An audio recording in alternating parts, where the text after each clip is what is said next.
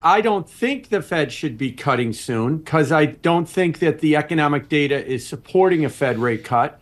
And that is that the slowing that you've seen in the U.S. economy might have already bottomed. It is growing at somewhere at around 2.5% for the second quarter. That's fine.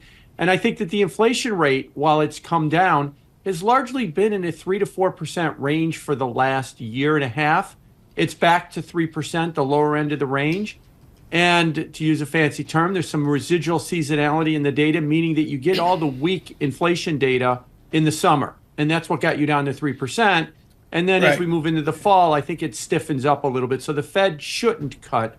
But it looks like they're intent on cutting. So okay, but Jim, your note is inflammatory. I mean, it's really something. You've got, for the sake of discussion, an R-starred set, and we're not talking 2.x%. We're not talking Richard Clarida. We're talking a Jim Bianco 3 or 4, and you'll even print the number 5. Is America ready for a 3%, 4% R-starred?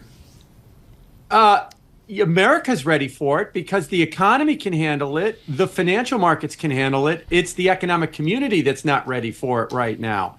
If you look at the current level of interest rates and you listen to Fed speak, they talk about it being highly restrictive. It might be retarding the economic growth. And again, look at the stock market. Look at the rally in small cap stocks when we started pricing in September in the last week or so. And the data is just not there. But the economists still cling to this, that the neutral funds rate, which is what R-star is 2.5%.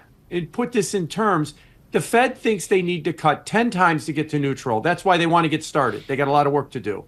The market is probably telling them, no, you probably need only about 4 or 5 cuts to get to neutral. There really isn't any hurry. But if you're going to give me stimulative interest rates by lowering them, then I'm going to pile into small cap stocks. And that's what we've seen in the last week.